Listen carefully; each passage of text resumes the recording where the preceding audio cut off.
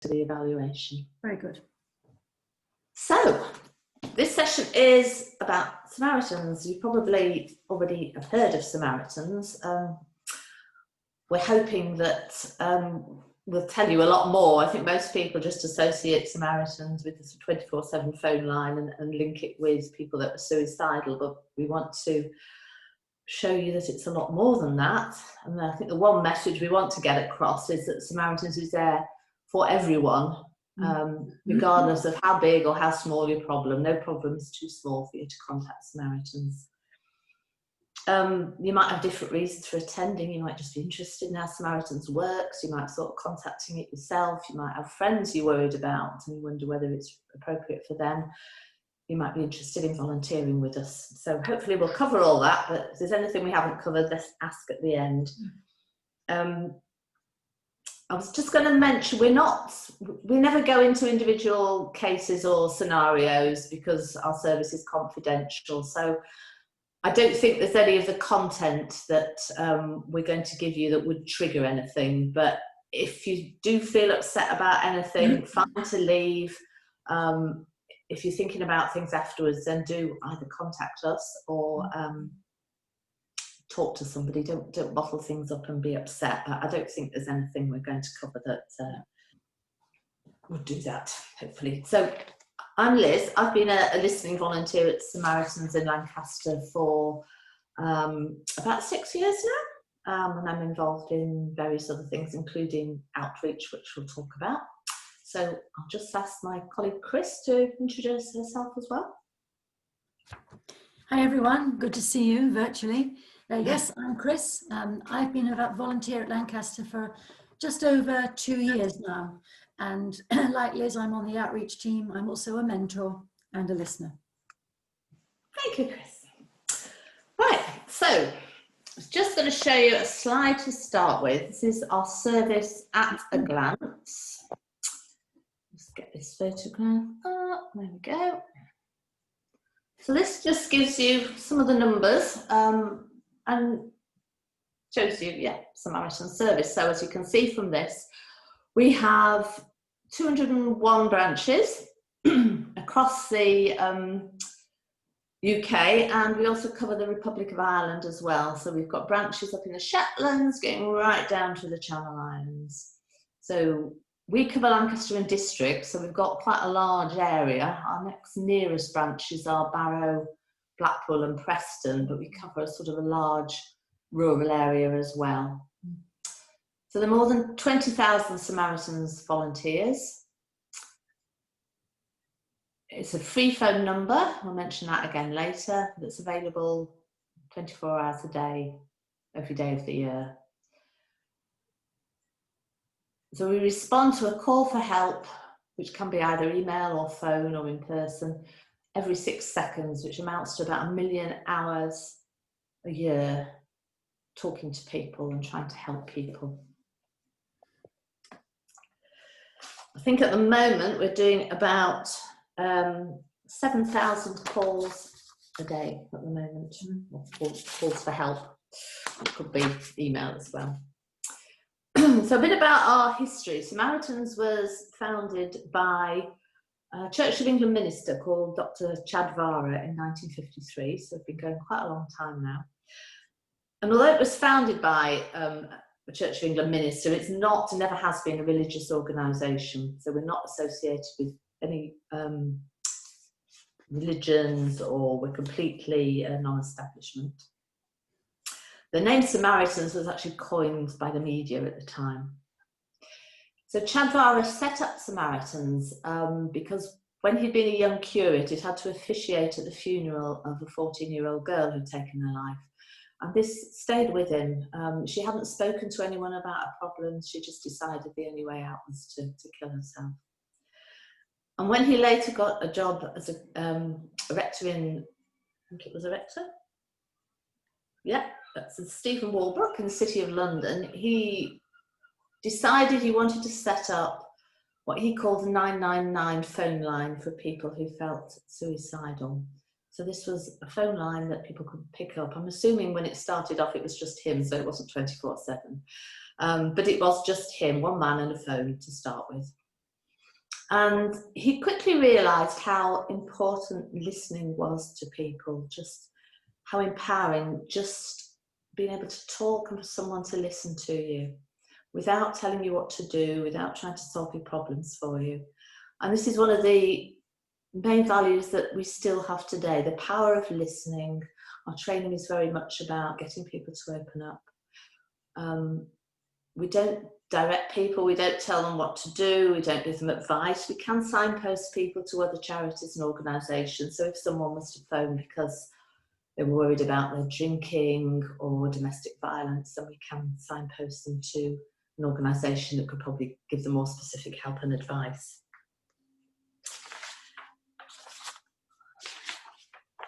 So who are we? We are all volunteers in the branch. There's about over 100 of us at the moment, listening volunteers. We operate out of our centre in Sun Street. There are always 2 people on duty at any one time. We're all sorts of different backgrounds with one common goal, which is to be there to listen to people. Important to say that we're not professionals and we don't offer counselling, although, as I said, we can signpost people. We're very much about getting people to open up and to help them look at sort of solving their own problems, looking at their own options, talking things through.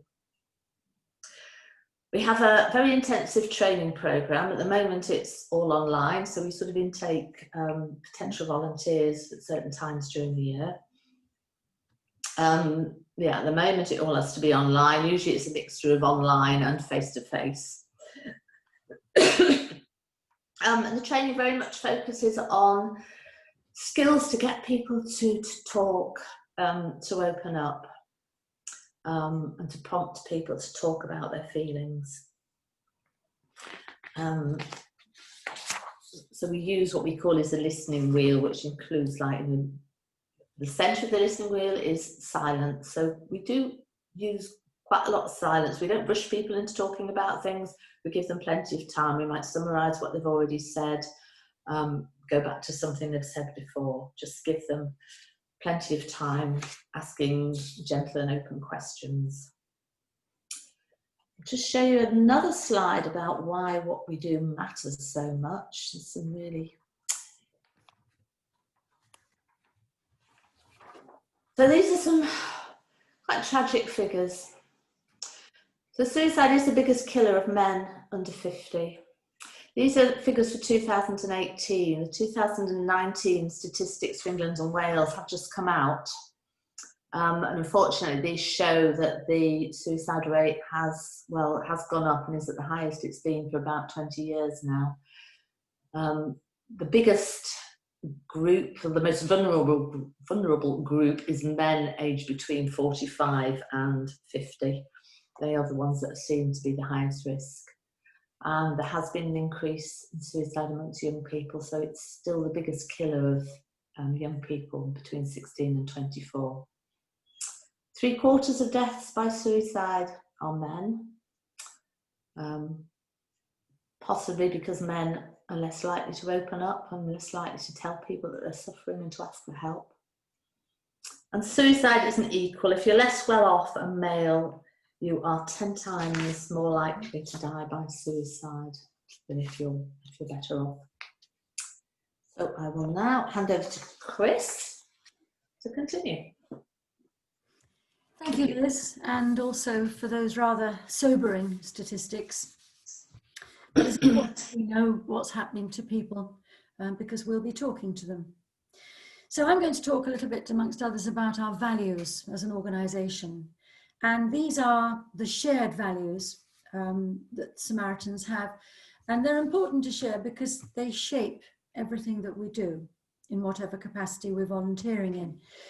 The first value is, as Liz has said, is the listening. And I've learned such a lot about this, both from the training and my experience. It is allowing us for callers to explore their own feelings, to relieve their distress. And people find it very, very difficult to do.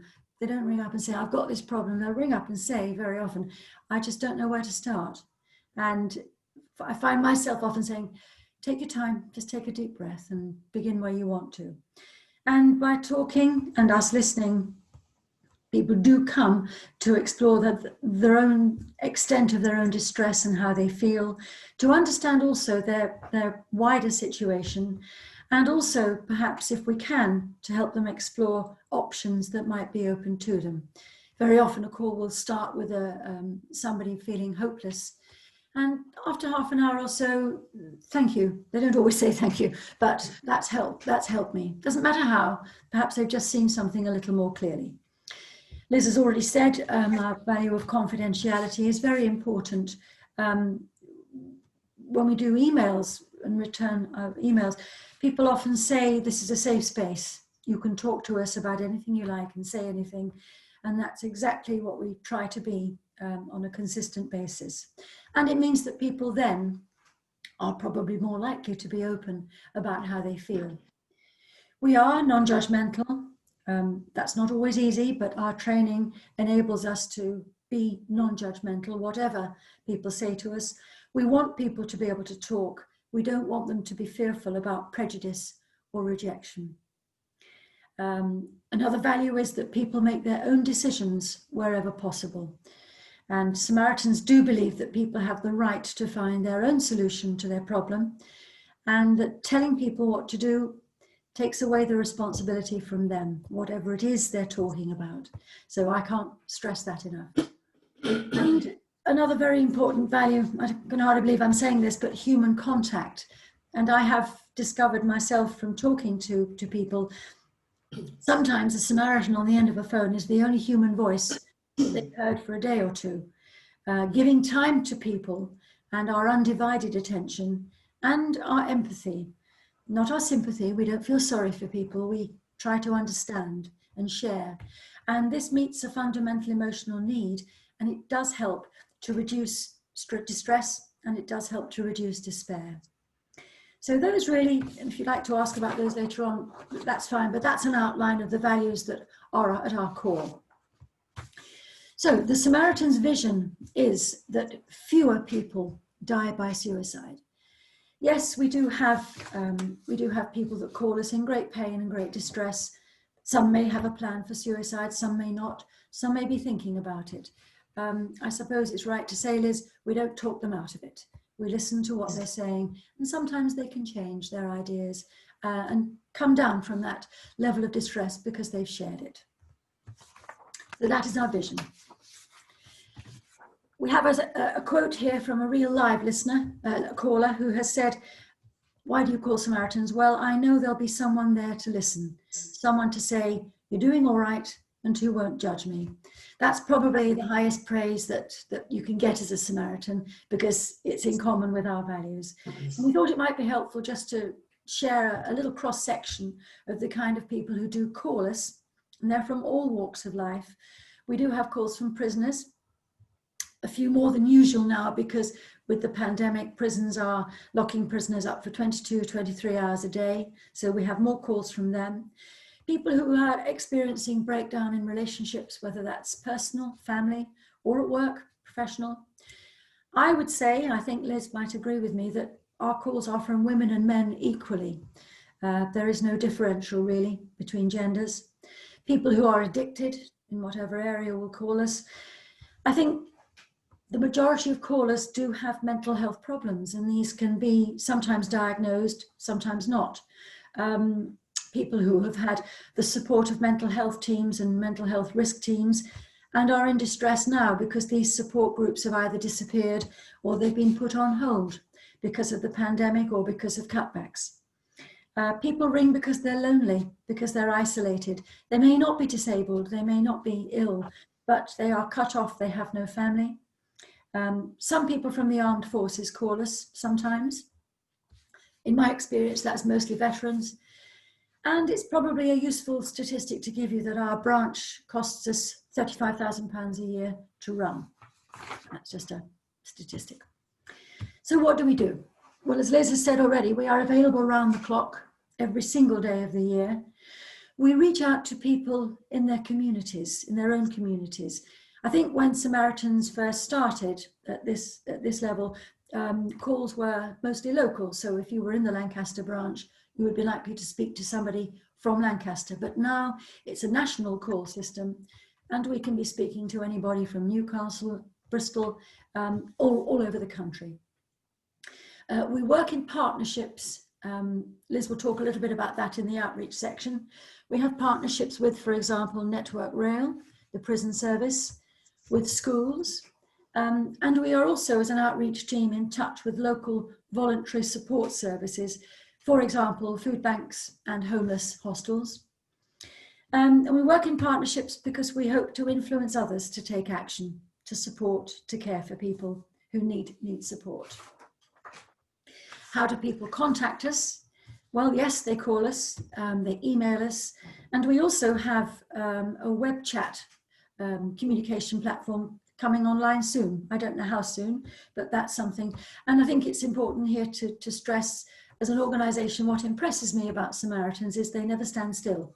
They try to respond to changes in society and the changing range, or if I can use that word, demographic of our callers. We do have some very young callers, as well as people who are elderly. So the web chat probably would reflect a different need to communicate. People have written us letters, and when we are not experiencing the coronavirus pandemic, they'll come and visit us in the branch, face to face. So back over to Liz to talk a little bit about our branch and our outreach work. Yeah, thank you, Chris. Just before I do that, I'll just show you a little picture of our new self-help app. This has just been launched. So you can download it onto your device at selfhelp.samaritans.org. And this is a way, if you are struggling with your mental health, or even if you're just interested in investigating it, you can log how you're feeling. It will track your moods. You can set up a safety plan for if you are really worried about the actions you might take when you're feeling really down. It also has activities and techniques that you might find helpful. So it's worth having a look at. So outreach. So we don't just do the phone calls, we go out there to spread the word. So most people have heard of Samaritans, but not everybody knows what we do. That Samaritans is available for everybody, regardless of the problem. They might just need a reminder. So we do talks like this in normal times. We do talks like this. So if you're involved with any organ would like a talk, or if you think it would be useful, if you've got clients, customers, whatever, who could benefit from our service, and we're always happy to send out leaflets and little contact cards, so do get in touch. If you Google Lancaster Samaritans, you'll find an email address there. We go out to events. So last year we were at Lancaster Health Festival in the Market Square handing out leaflets. We've been into the hospital, set up a stall near the refectory to hand out, near the restaurant, to hand out information.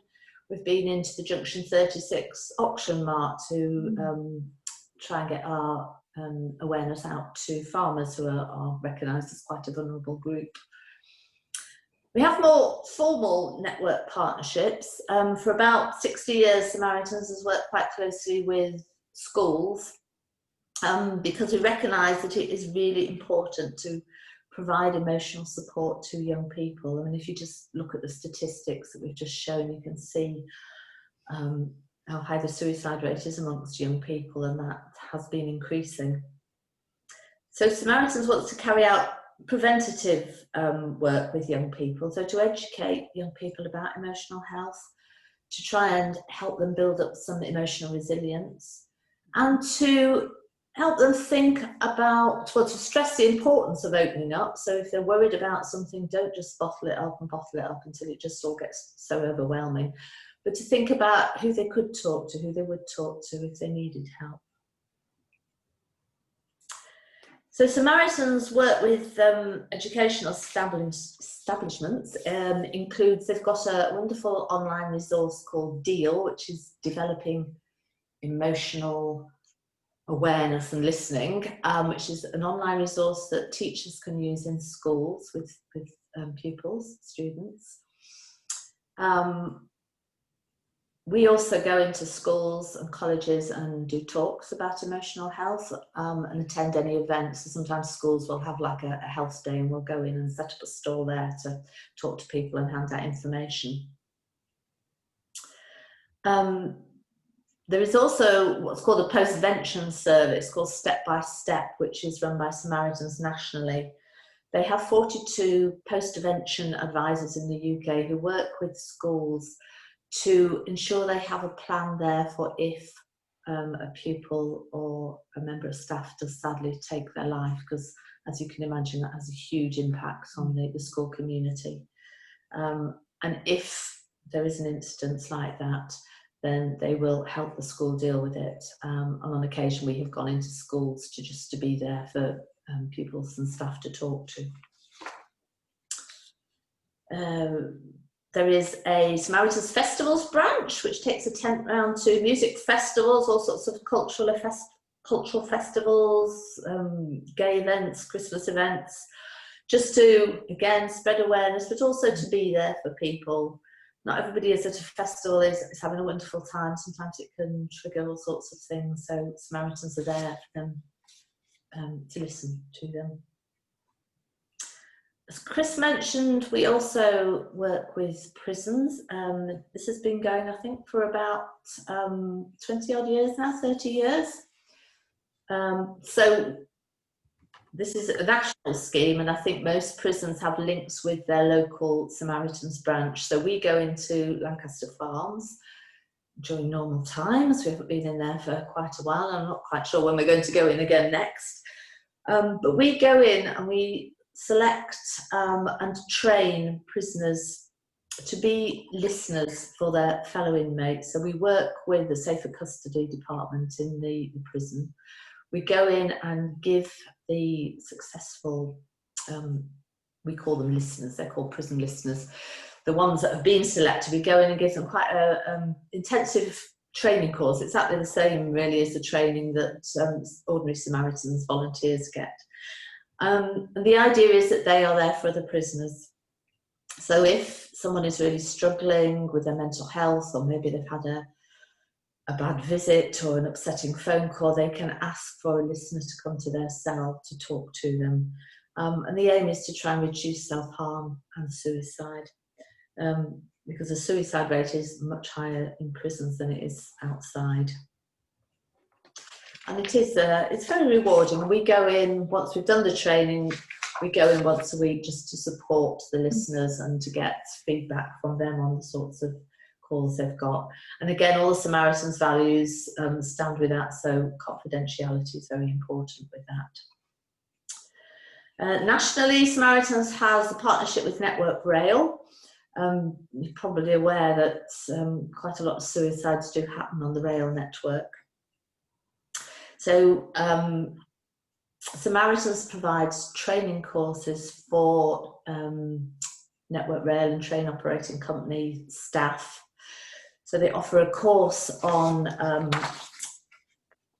managing suicidal contacts. So this is to give main station staff, rail staff, the skills and confidence to approach somebody that looks as though they're in distress, to talk to them, give them sort of emotional first aid and help provide them or point them towards further support.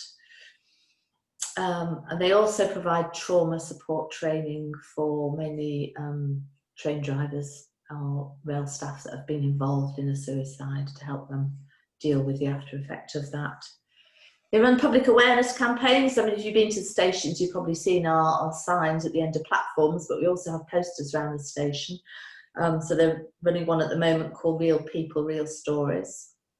Another really successful one was Small Talk Saves Lives, which is just something that anybody can do. If you see someone who's looking upset, distressed, just sitting down next to them, talking about the weather, just talking about anything. It's not going to solve their problems, obviously, but it can interrupt the suicidal thoughts they're having, and it can make them think, actually, maybe I won't do it today. Maybe I will go and get some help or talk to somebody else about it. And we do regular events at the station, so we usually have a stall there for Lancaster and Oxenholme, sometimes Carnforth, for Brew Monday, which is has been deemed, well, it's sort of subverting the Blue Monday, which is, I think, the third Monday in January, which the media have hyped up as being the most depressing day of the year. So we go along on Brew Monday with tea bags, and we talk to people at the station. We just have a stall on the concourse, hand out information, and some really interesting talks with people. We usually also go in on the 24th of July, because that's 24/7, which is when our service is available. So we work quite closely with the station.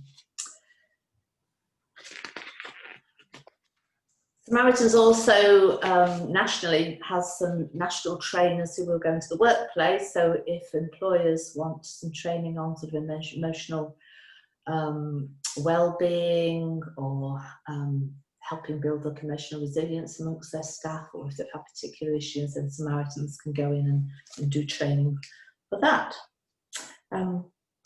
So back to you, Chris, to talk about how you can help. Thanks, Liz. Thank you.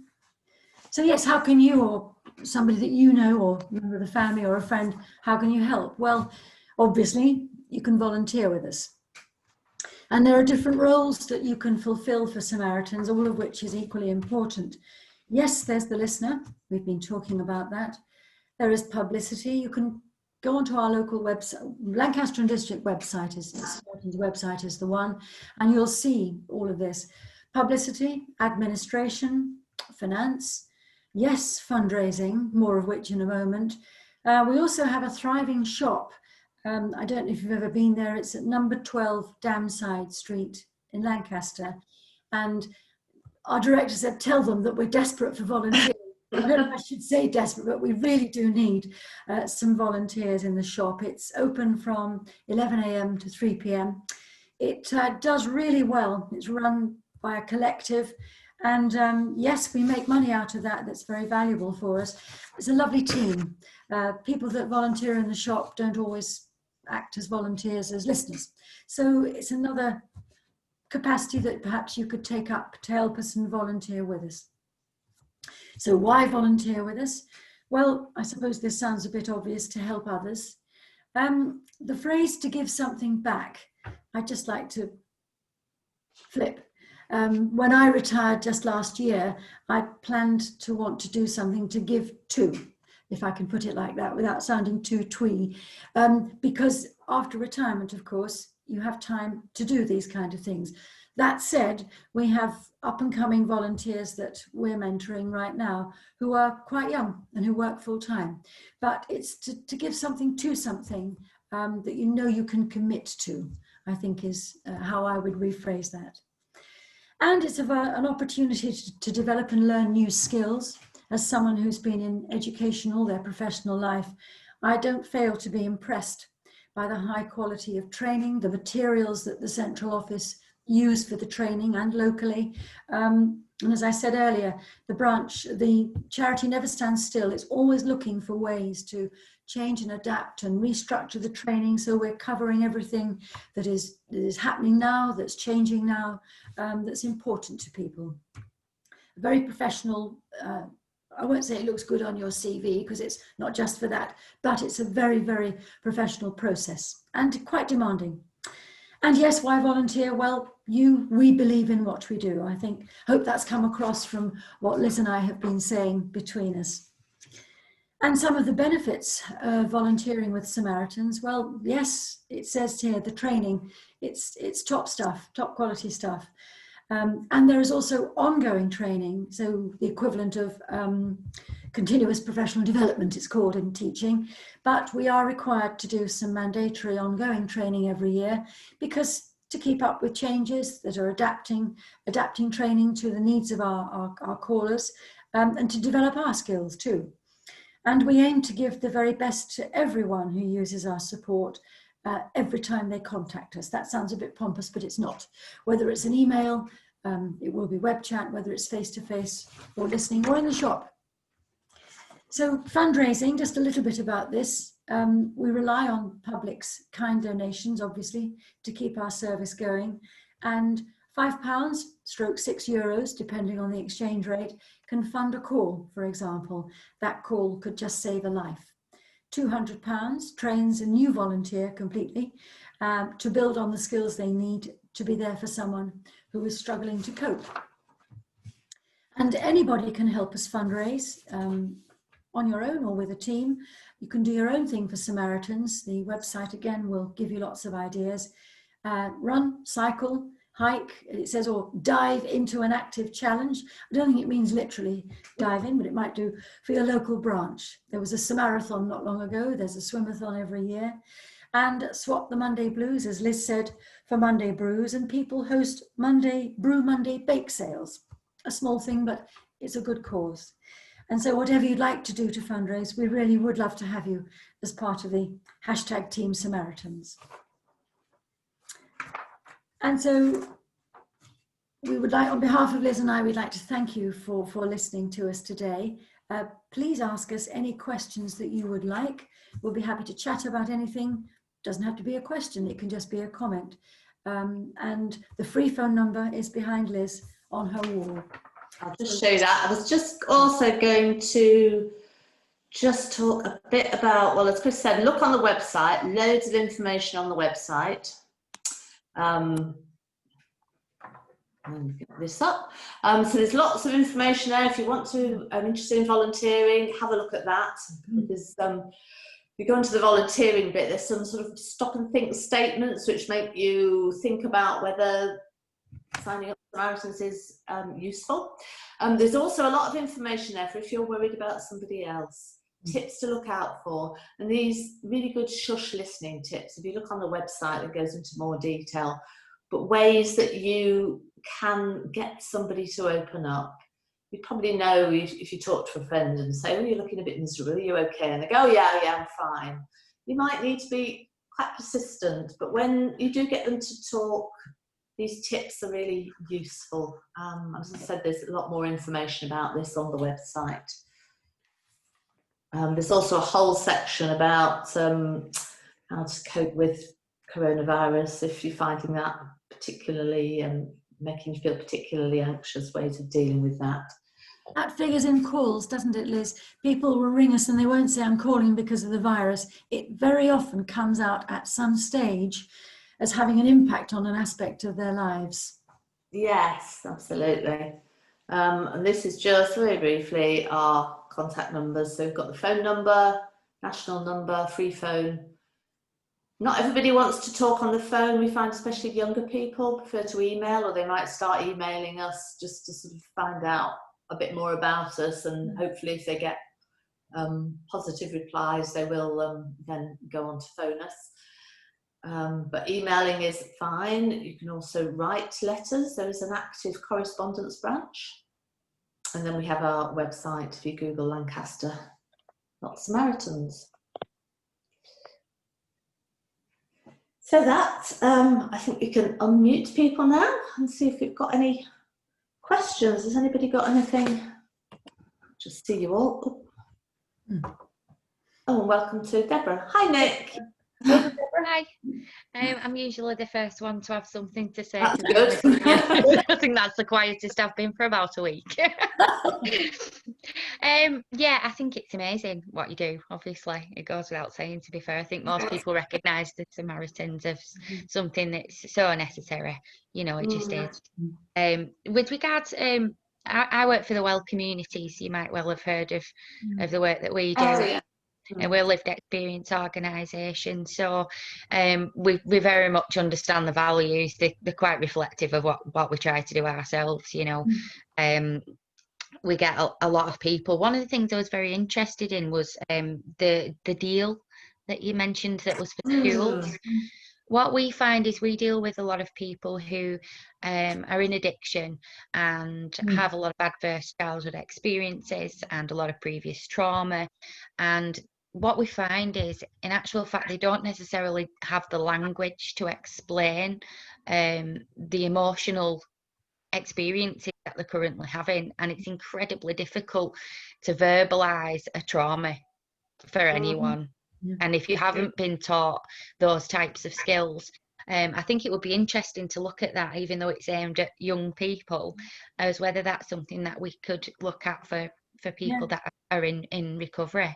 as part Yeah, of our yeah. programme, if that makes sense. Yes, yes. Yes. I think it's probably on the website, but I can investigate and get back to you. Probably That would be nationally. brilliant. Yes. Do you want to give me your email address? Is that the best way? Yes, yeah, sure. I'll pop it in the chat, and hopefully that will be something great. Mm. We are actually, we do have a hub in Morecambe, and we are developing some abstinence and recovery housing in Mm. Morecambe at the moment. So Mm. that could be quite useful for you Yes. guys.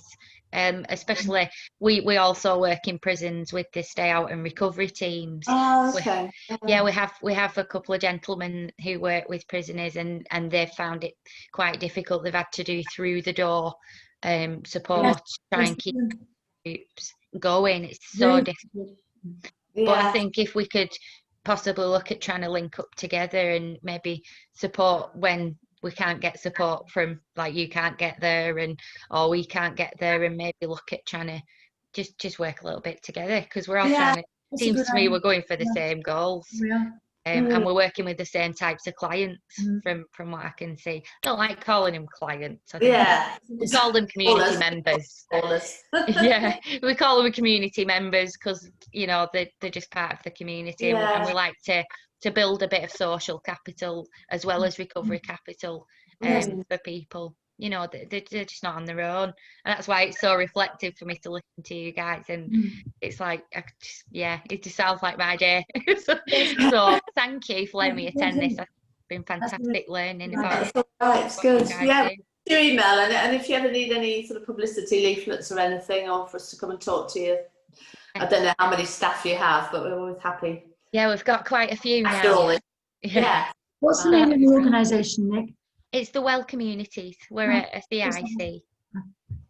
I'll pop my details in the chat box. So yeah, thanks very much. Great. Well, thanks for coming. Yes. Yeah, thank you for coming. Any other questions? Was there Yeah, anything? just a quick follow. If you want to know more about the Well Communities, you can listen to our podcast. Dave and Kerry Hyam, who founded it, in a podcast, and that goes out on Saturday morning. So you're very welcome to download that and have this and get their story. So that will be helpful. Was that on the? Is there a link on your website? It's on the website. If you go on the website, there's a page called Webcasts. Podcast, so I want to talk about podcasts, and there's about 9 on there. We're having, for the first time this year, having a go at podcasts. There's a whole list of them. Oh, I'm just copying down your email address, Nick. I think I've got that there. That's good. Yeah. I've got a couple of questions, if I could. First of all, you talked very early on about listening. How do you cultivate listening to yourself? The reason I asked that question is, often in my training in the past, particularly church groups, I've often quoted a phrase from the New Testament that says, "Love your neighbour as love yourself." And I've broken people into groups of up to 3, and said, in the groups of 3, every person sat around has 2 minutes to tell the other 2 people how much they love themselves, and people can't do it. They struggle hugely with it. And my other question then is, well, if you can't do that, what exactly are you inflicting on other people if you're pretending to do pastoral care for them? So my question to you would be, how do you cultivate your inner life and your own ability to be silent and listen to yourself? Ooh, you've got me thought, Chris. Yeah, and they will just be thoughts, Ian. I don't have a hard and fast answer to that. One of the skills practices we did when I was doing my training a couple of years ago was the silent call. Now, that is a challenge, but you often get a caller who will ring up and they don't know what to say. You know they're there because you can hear them breathing. And your instinct, certainly before you've done any training as a human being, to say, "Are you all right? Is anybody there?" And that's precisely what you don't do. That helped me to cultivate an understanding, Ian, if I can put it like that, of the value of silence. Sometimes they do break the silence, but sadly, sometimes they don't. And in that silence, I've learned to not cultivate it, but to hold myself together. Liz mentioned it many times, or several times, particularly if people are struggling to do what you've said, Nick. They haven't got the language to say, "I'm upset because I feel." If they don't know how to do it, it's not, I don't say right. It doesn't help them if you try to help them. So by holding the silence, it does stretch out, but they might just say sometimes, are you still there? Yes, I'm here. I'm okay, thank you. Anything you want to say. If you like, it earns them the space to maybe say something that they hadn't done before. Now, I know that sounds a bit churchy. I don't mean it to, but as somebody who finds it quite difficult to stop talking, it's done a lot for me as a listener to be very spare sometimes. So I don't think it goes quite as deeply, Ian, as understanding how much I love myself, if I do, but it's helping me to understand people have pain that's often silent. And by having a silence, it's not embarrassing. It is in a social situation. It's not when you're trying to offer some kind of support. It's sometimes a balm because they don't have to talk and you're not there to talk at them. So I don't think that answers the question, but it's something that meant a lot. It's a starter for 10. Yes, but it was invaluable for me. Yeah. The question about whether we listen as individuals to ourselves. Yes, I mean, you've all, if you are listening to the deepest thoughts or the deepest pain or something at the end of the phone, have you done that for yourself, which would then make you a better person instead of doing that for the person at the end of the phone? I would hope it's made me aware of not bottling things up and actually talking to people. Okay. And also being there for friends and family, I think. Yeah. And I think the Yes. listening skills are really useful, yeah. It's sorry, go on. I was going to say, I mean, I think with the callers, we get so many diverse issues and that people raise and areas in which we really have no expertise, which is why we're not counsellors. So it's very much about empathising with them rather than trying to think, oh yes, I've been in that situation, I know what to do. It's a kind of, I know this sounds a bit trite, but I was in a shop just before Christmas and the young lady that was serving me suddenly burst into tears. She carried on taking the money and the card and I found myself slipping into Samaritan's word, and I said, it's all right, just take your time, there's no hurry, which I never would have done before. So to what you've just said, Liz, I hope that I would have developed more realistic powers of empathy.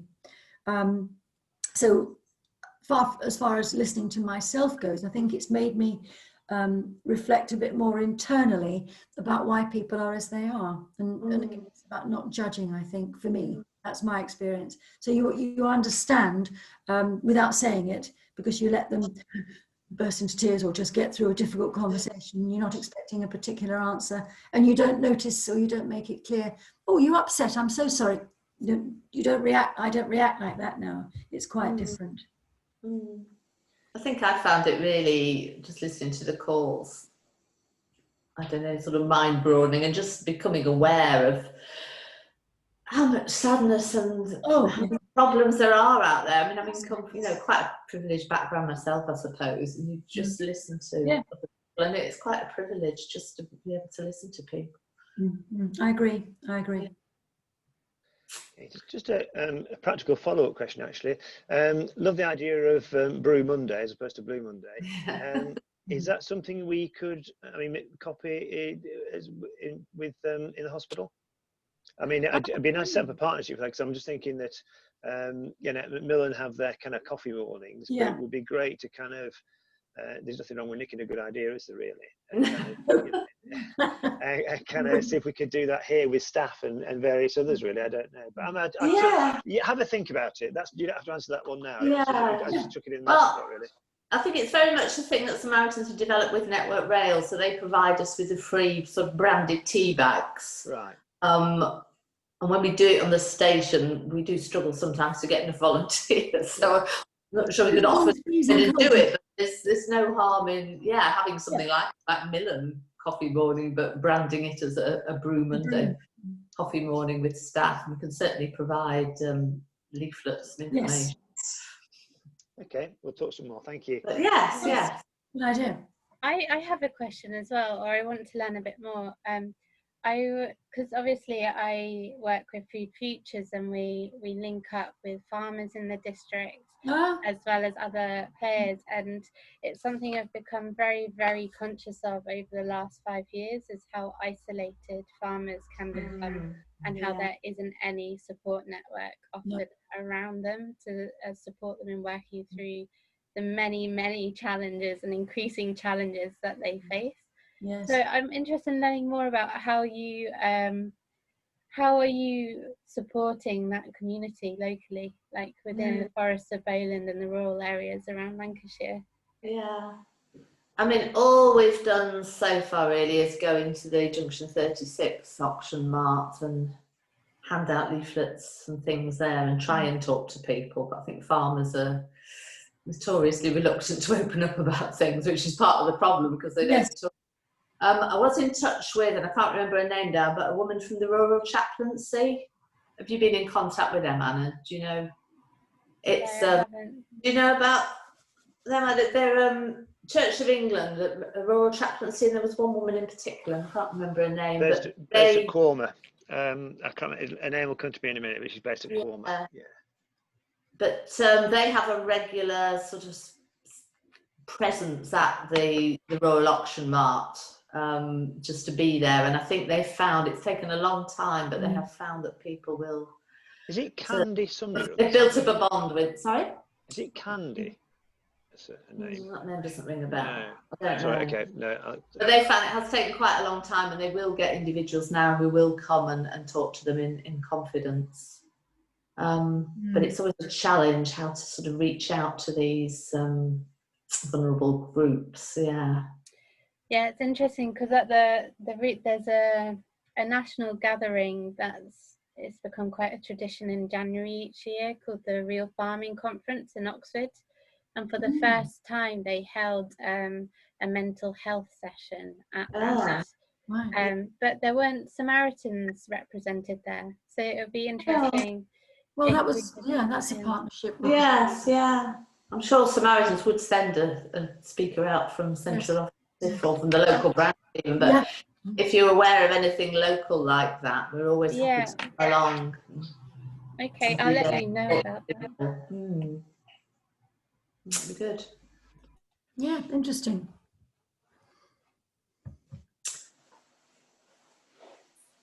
Any other questions?